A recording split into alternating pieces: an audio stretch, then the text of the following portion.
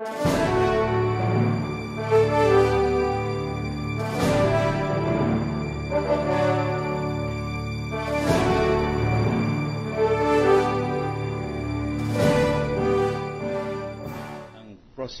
and defense on the authenticity of this document. So it's up to us to draw the proper legal conclusion. So we don't have to debate the conclusion because it's up to us. Ngayon, ang confusion dito arose from the fact that our witness made cancellation of the license synonymous with dissolution of the corporation. Mr. President, you and I took corporation law, and that's our specialty. It's the distinction between revocation of license to operate or registration is entirely separate and distinct from dissolution of the corporation. Revocation of the license to operate means cancellation of the registration, but that doesn't automatically result to the extinction of the corporation. Diba? As Senator Drilon explained, there's still a 3-year winding up period. Why? For a very practical reason. If sinabi mo, nirevoke ko yung lisensya mo, patay ka na, ay ano nangyari sa mga sweldo ng mga empleyado? Ano nangyari sa mga pautang mo sa suppliers, sa creditors? So, revocation of registration simply means you cannot do business as usual. Your avowed purpose, corporate purpose, you cannot pursue that anymore. But can you pay out money?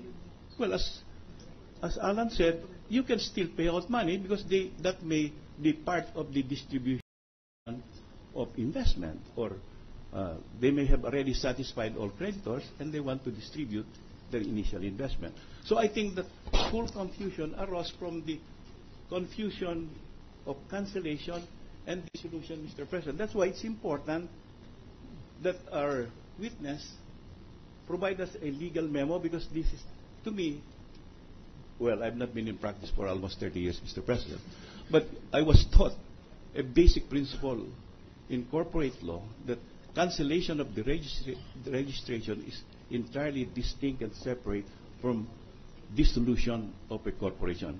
Dissolution is extinguishing the life and existence of that corporation. That means talagang wala ka na magagawa. Salamat po. Time. You know, I once sat at the table of the prosecutors. If you are not sure of your evidence, please do not present it. That is all. Objection, Your Honor. The question is vague. There is no question, Your Honor. So what is being objected to? If there is no question, yeah. You are asking the witness to answer without a question. So I thought you are objecting because there is no question. I would like to know, what are you objecting? the objection is you are awaiting the answer for something of which you have not raised the question. I have yet to see that kind of... Is the question misleading? No, Your Honor. Vague because he made a statement and then he was awaiting the... Well, you can only object in a cross-examination largely on a misleading question. If the counsel is trying to mislead the witness of having said something that he did not say. We already revoked the... How?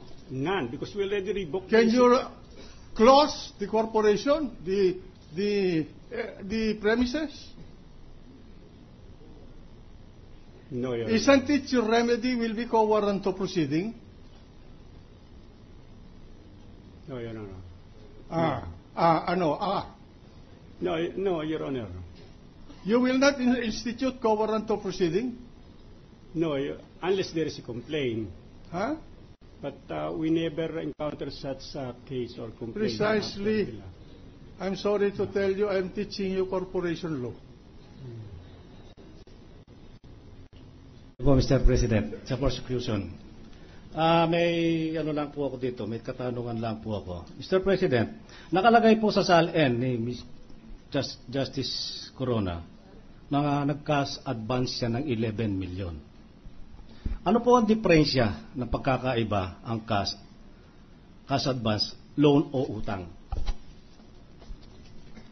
Sino ang tinatanong ninyo? Susan po. Actually,